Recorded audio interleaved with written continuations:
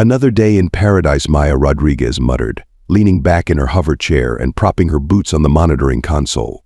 The holographic displays flickered with life signs from across the sanctuary's vast expanse, each blip representing another alien creature under her care. More like another day of preventing interstellar apex predators from having each other for breakfast. The comm link crackled. "Chief Rodriguez, we've got a situation in Sector 7." The panicked voice of her newest intern, Tommy Chen, pierced through her moment of peace. Maya sighed dramatically, swinging her legs off the console. "Define situation, Tommy. Did the Martian sand pythons escape their enclosure again? Because I swear, if I have to round up those glorified garden hoses one more time." "And no, Mom. It's a Krontak, and it's hurt." The coffee mug slipped from Maya's fingers, shattering against the floor. A Krontak, the most feared predator from Proxima B, a creature that made Earth's ancient T-Rex look like a household pet. "I'm on my way. Don't approach it, don't make eye contact, and whatever you do, don't." "Holy shit, it's looking at me." Don't panic," Maya finished, already sprinting toward the transport pad. The familiar tingle of molecular displacement washed over her as she materialized in Sector 7. The scene before her was exactly as chaotic as she'd expected. Tommy stood frozen, staring up at 12 tons of muscled terror. The Krontak towered 20 feet tall, its iridescent scales shifting between deep purple and midnight black. 3 pairs of crimson eyes fixed on the terrified intern, while a 4th pair swiveled to track Maya's arrival. "Tommy," Maya called out softly, "remember your training. Back away slowly, and for the love of Earth, stop trembling. You're practically ringing the dinner bell." The Krontak's massive head swung toward her voice, and that's when Maya spotted the problem: a deep gash along its left flank, oozing fluorescent blue blood. The beast let out a low rumble that made the ground vibrate beneath her feet. "Oh, you poor baby," Maya cooed, earning a bewildered look from Tommy. "What? Just because it could swallow me whole doesn't mean it's not suffering." She reached slowly into her med kit, pulling out a universal translator. The device hummed to life, beginning to decode the subsonic frequencies in the creature's growls. "This is why they sent you to us, isn't it?" Maya spoke directly to the Krontak, noting how its posterior eyes widened slightly. "The Proximan authorities couldn't handle you, so they shipped you to the crazy humans who talk to monsters like they're overgrown puppies." The translator picked up a mix of pain and, "Was that amusement?" Maya grinned. The stories were true. Even the most dangerous creatures in the galaxy couldn't resist human charm. Or maybe they just appreciated someone crazy enough to treat them like equals.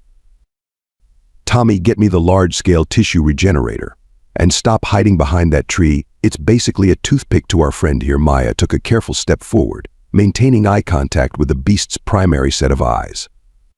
"That's right, big guy. The humans are here to help. We're basically the galaxy's crazy pet whisperers, and you just walked into the best care center in 12 systems." The Krontak lowered its massive head, bringing one set of eyes level with Maya. In that moment, she saw what every other species in the galaxy failed to understand. Even the mightiest predators could recognize compassion when they saw it.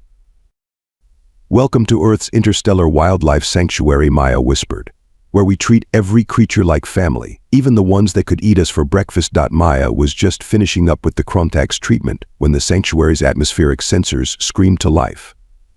Something big was entering Earth's atmosphere, and it wasn't following any approved flight paths.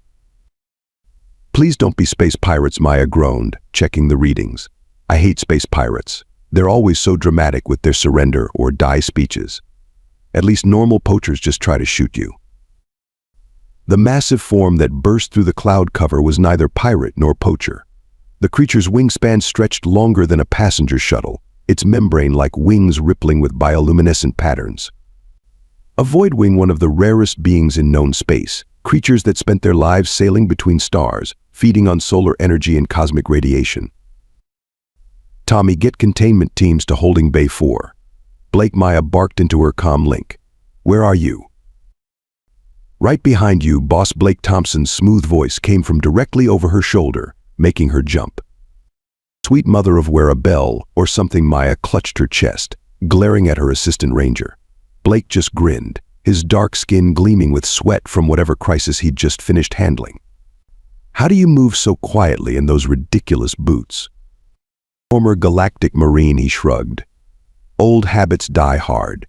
Besides, those ridiculous boots have saved my life more times than I can count. Now, what's got you shouting my name like the sanctuary's on fire?" The Voidwing's descent answered his question, its massive form blocking out the sun as it spiraled toward them. As it got closer, Maya's breath caught in her throat. The creature's normally pristine wings were peppered with what looked like energy weapon burns. "Oh no," Blake's casual demeanor vanished. "Those are Xerxian pulse rifle marks, high-end poacher gear." "Since when are you an expert on illegal weapons?" Maya asked, already prepping the medical bay. "Since I spent 3 years chasing down the scumbags who use them," Blake replied grimly. "The real question is, what do they want with a Voidwing? They're protected in every system."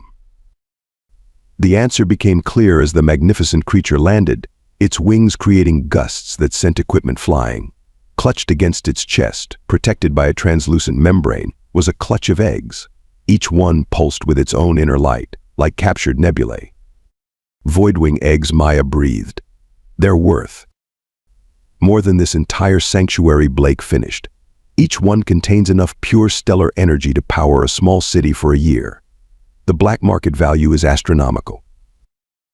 The Voidwing mother's eyes, all 12 of them arranged in a spiral pattern, fixed on Maya with an intensity that made her previous encounter with the Kronthak seem tame. A series of whistles and clicks emanated from its beak-like mouth. "She's asking for sanctuary," Tommy translated, his hands flying over the universal translator's controls. "Says she's been running for 3 days, trying to lose them." "Them who?" Maya asked, but the answer came in the form of a high-pitched whine cutting through the air. 3 sleek ships appeared on the horizon, their hulls painted with the same light-absorbing black used by professional hunters. "Poachers," Blake spat the word like a curse. "And not your average opportunists either. That's a grade A hunting fleet. Military tech, probably ex-special forces gone mercenary." Maya watched as the Voidwing mother curled more tightly around her eggs, her wings trembling with exhaustion. The creature had crossed who knew how many light years, wounded and carrying precious cargo, to reach Earth's sanctuary. There was only one possible response. "Tommy, get those eggs to the secure hatching facility. Blake, power up the sanctuary's defense grid.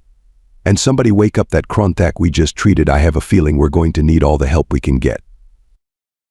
"You're not seriously considering fighting off professional poachers?" Tommy squeaked. Maya's grin turned predatory. "Kid, there's something these off-world hunters need to learn about Earth's sanctuary. We don't just protect the cute and cuddly, we protect them all. Even if they're star-sailing space leviathans with more eyes than a spider convention." The poacher ships drew closer, weapons charging. "Besides," Maya added, checking the charge on her own non-lethal deterrent gear, "I've always wanted to see how Earth's crazy wildlife rangers stack up against the galaxy's most dangerous hunters." Blake chuckled darkly. "This should be fun." The first shot from the poacher's ship sizzled past Maya's head, close enough to make her hair stand on end. "Really?" she shouted at the sky. "Not even a courtesy surrender your specimen message? That's just rude." Blake was already in motion, his ex-military training showing as he deployed a series of shield generators around the wounded Voidwing mother. "These guys aren't here to talk, boss. Their Black Star Brigade shoot first, shoot some more, then maybe ask questions if anyone's still breathing." Charming Maya ducked behind a containment barrier, watching Tommy sprint toward the hatching facility with the precious eggs. The Voidwing mother tried to follow but stumbled, her wounds finally taking their toll. No, sweetie, stay down. Trust us with your babies, I promise we're better at this than we look." The poacher ships landed in a triangle formation, disgorging a dozen figures in matte black combat suits. Their leader, distinguished by red stripes on his armor, stepped forward and finally spoke through an amplified channel. "This is your only warning. The specimen and its clutch are now property of the Black Star Brigade. Interfere, and we'll add your corpses to our collection." Property. Maya's voice dripped with venom. She stood up, ignoring Blake's frantic gesturing to stay in cover. "That specimen has a consciousness rating higher than your entire crew combined. And don't even get me started on your complete disregard for the Galactic Wildlife Protection Act of 2157. A pause. Then is she seriously quoting regulations at us, one of the poachers asked. Hey, I didn't spend 4 years getting my xenozoology degree to ignore proper procedure, Maya shot back. Now, as Chief Ranger of Earth's Interstellar Wildlife Sanctuary, I'm giving you one warning: leave, or find out why Earth is the only planet crazy enough to successfully run a sanctuary for the galaxy's most dangerous creatures. The poacher's response came in the form of synchronized weapon fire, but Maya was ready. She slammed her hand down on a control panel, and suddenly the ground beneath the poacher's feet wasn't so solid anymore. Fun fact about Earth's sanctuary, Maya called out as the poachers struggled in the containment gel that had swallowed them up to their knees. We designed our defense systems based on actual predator behaviors. That stuff you're stuck in? Inspired by spider silk.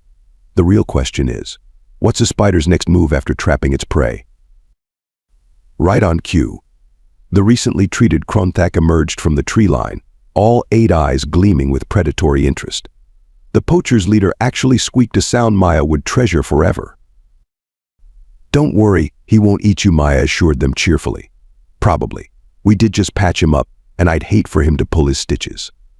Blake, how's Mama doing? Blake was carefully applying regenerative foam to the Voidwing's wounds, his movements slow and deliberate. She's starting to stabilize, but she's worried about the eggs.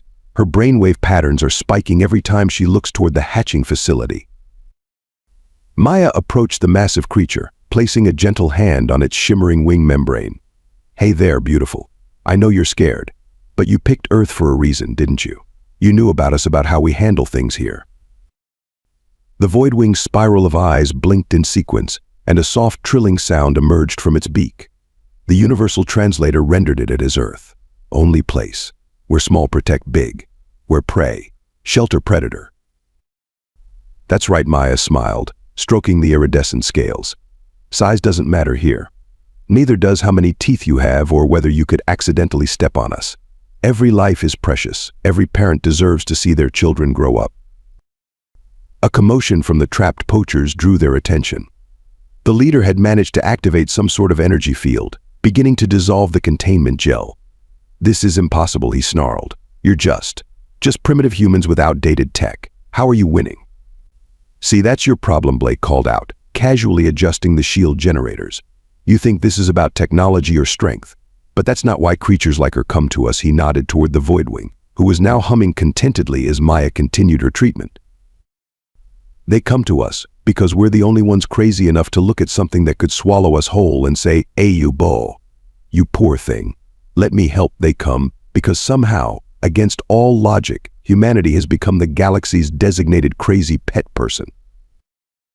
Maya grinned as Tommy's voice came through the comm link, confirming the eggs were secure and beginning to stabilize. Now then, who wants to surrender peacefully? And who wants to find out what other Earth creatures we've made friends with?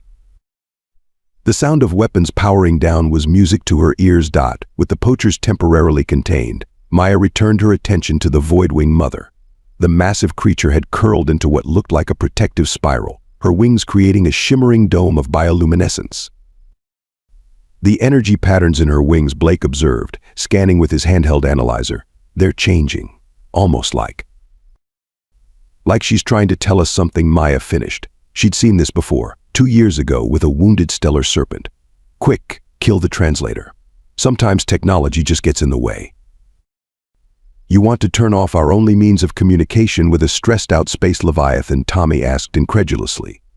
The same space leviathan that could accidentally crush us while shifting position. Maya rolled her eyes. Remember that Jovian cloud whale that everyone said was untamable?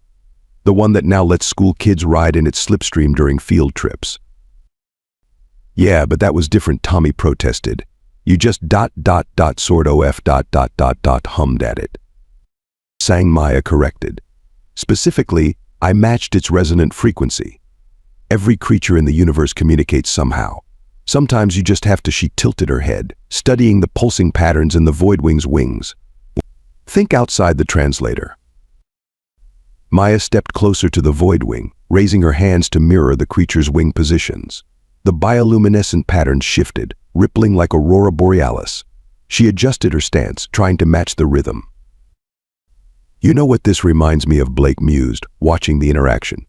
"That time with the Crystal Hive Queen from Rigel VII.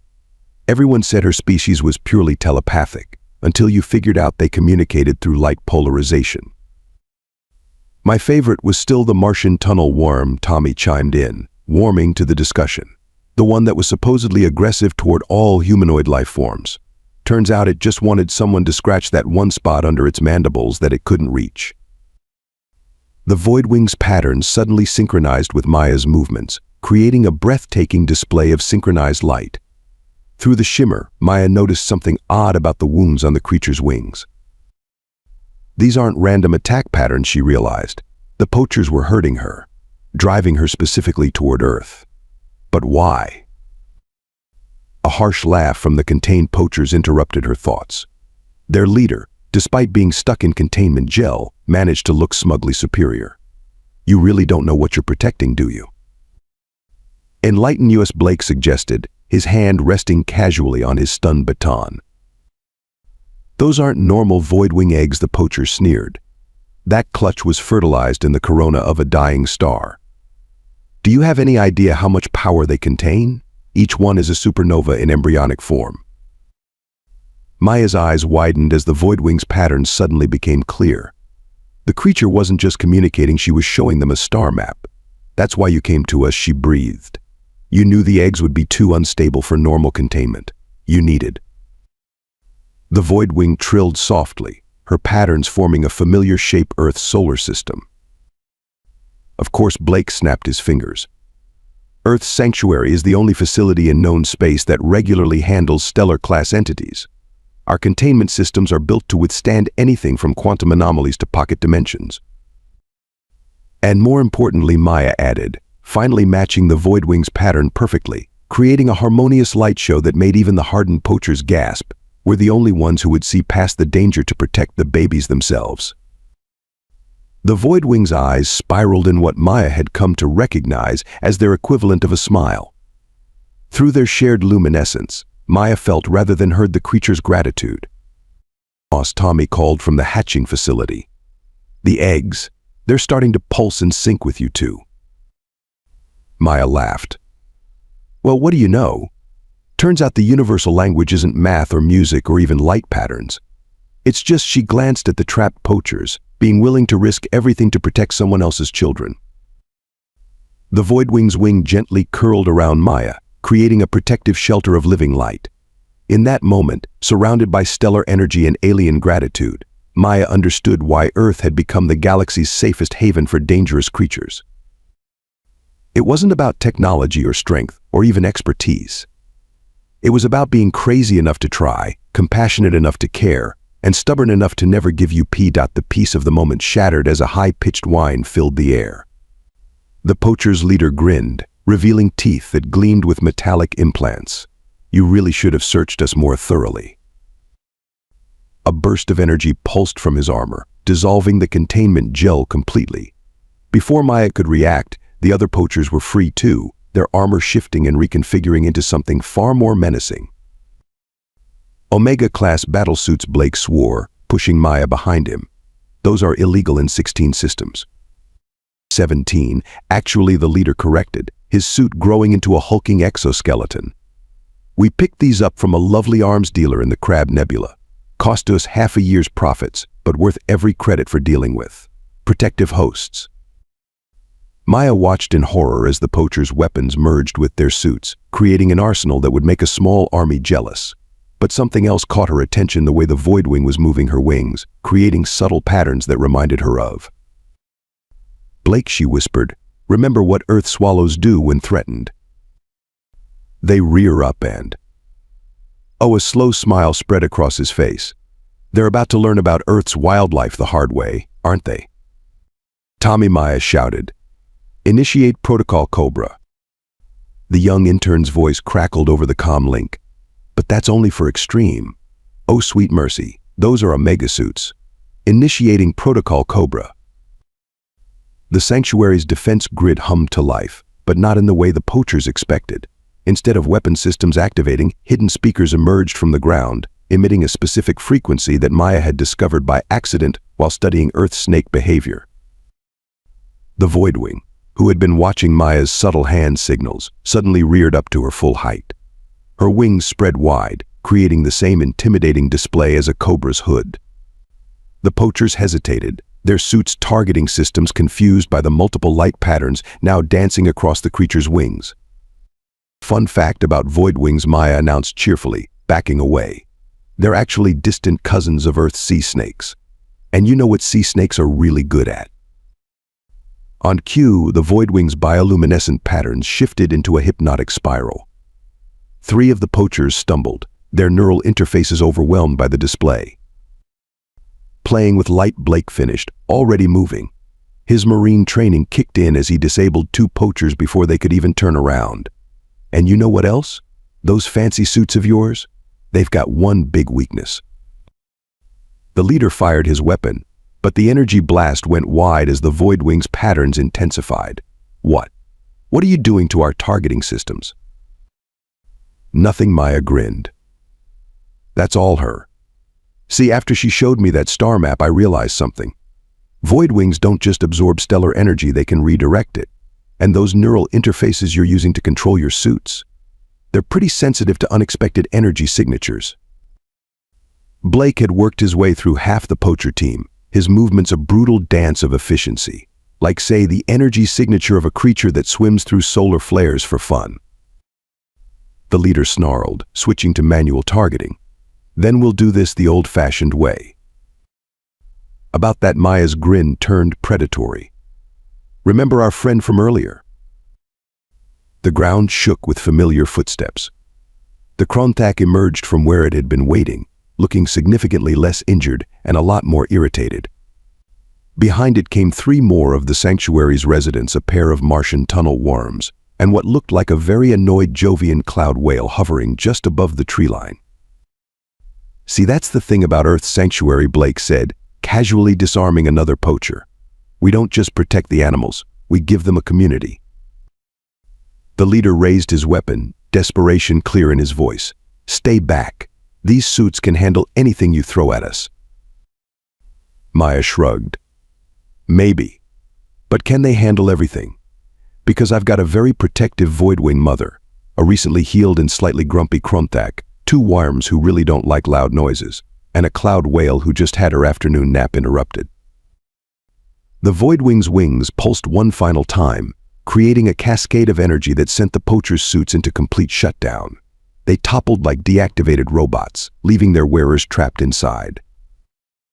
Also, Maya added as Blake efficiently cuffed the now helpless poachers, I really need to thank you guys. Thank us, the leader spat from inside his frozen suit. Oh yes. Thanks to your little attack, we've just proven that Earth's sanctuary can handle high-level security threats. Do you know what that means? She patted the Voidwing's wing fondly. We're about to get approved for handling even more dangerous species, the really fun ones. The look of horror on the poachers' faces was almost as satisfying as the Voidwing's victory trill. Almost with the poachers subdued, Maya watched in amazement as something unprecedented began to unfold. The Voidwing, instead of retreating to the hatching facility to guard her eggs, began a complex series of movements. Her wings painted the air with swirling patterns of light, telling a story that needed no translation. The Kronthak moved first, its massive form settling beside the Voidwing like an honor guard. The Martian tunnel worms coiled protectively around the group, their crystalline scales reflecting the bioluminescent display. Above, the Jovian cloud whale descended just enough to create a living canopy of translucent flesh and bioelectric pulses. I don't believe it, Tommy whispered, returning from the hatching facility. They're forming a creche. A what now? Blake asked, still keeping one eye on the contained poachers. A communal nursery, Maya explained, her voice thick with emotion. Something that's never been documented between different species in the wild. They're offering to help protect the eggs. The Voidwing's pattern shifted, and Maya felt tears spring to her eyes as she recognized the stellar formation being displayed, the birth of a solar system, the ultimate act of creation and protection. You know, Maya said, stepping forward to place her hand against the Voidwing's warm scales, when we started this sanctuary, everyone said we were crazy. Humans trying to protect creatures that could obliterate us without noticing? It was suicide, they said. The Voidwing lowered her head, bringing her spiral of eyes level with Maya. One by one, each eye blinked in sequence, creating a ripple effect that matched her wing patterns perfectly. But they didn't understand, Maya continued. Size doesn't determine worth. Power doesn't define right from wrong. Sometimes the greatest strength lies in being willing to trust, to protect, to care even when logic says you shouldn't. The gathered creatures moved closer, creating a living shield around both the humans and the Voidwing. It was a picture that would soon spread across the galaxy, the most dangerous beings in known space, choosing to trust the small, fragile humans who had offered them sanctuary. Welcome to the family, Maya whispered to the Voidwing. All of you. After all, that's what Earth's sanctuary really is, one big, crazy, impossibly wonderful family. The Voidwing's response was a symphony of light and color that needed no translation. Thank you for being crazy enough to care. 3 days after the poacher incident, Maya sat cross-legged on the observation deck, watching the most incredible hatching she'd ever witnessed. The Voidwing eggs pulsed with increasing intensity, each one a miniature star about to go supernova. Galactic authorities just picked up our friends in the fancy suits, Blake announced, joining her at the window. You should have seen their faces when they realized they were being charged under both poaching laws and the Stellar Entity Protection Act. That's about 3 lifetimes in a quantum containment facility. Shh, Tommy waved frantically. It's starting. The first egg split with a crack that sounded like distant thunder. A tendril of pure stellar energy reached out, testing the air. The containment field they'd designed held steady, allowing the baby Voidwing to emerge safely into its new world. Now that's something you don't see every day, Maya breathed as the hatchling spread its wings for the first time, already showing hints of its mother's bioluminescent patterns. A creature born from a star, taking its first flight in Earth's atmosphere. One by one, the eggs hatched, each baby Voidwing adding its own light to the spectacular display. The mother Voidwing crooned, her wings creating patterns that taught her children how to stabilize their stellar energy. Message from headquarters, Tommy announced, checking his comm. The footage of our incident has gone viral across 17 systems. We're trending under Crazy Humans Do It Again and Earth, where apex predators go for daycare. Maya laughed. Any negative feedback? Just the usual. Humans are insane, they're going to get themselves killed, and my personal favorite, what's next? A nursery for black holes. Don't give her ideas, Blake groaned. The baby Voidwings were already learning to fly, their tiny forms casting rainbow shadows as they darted around their mother. The other sanctuary residents had gathered to watch the Kronthak looking oddly gentle, the tunnel worms vibrating with excitement, and the cloud whale creating gentle air currents to help steady the wobbly flyers. You know what Maya said, watching Earth's most dangerous residents celebrate new life together. Let them call us crazy. Because sometimes being crazy enough to care, crazy enough to protect, crazy enough to love, that's exactly what the galaxy needs. Above them, the Voidwing family danced among the clouds, their light show visible from orbit, a testament to the day Earth became known as the place where even star-born creatures trusted humans to guard their young.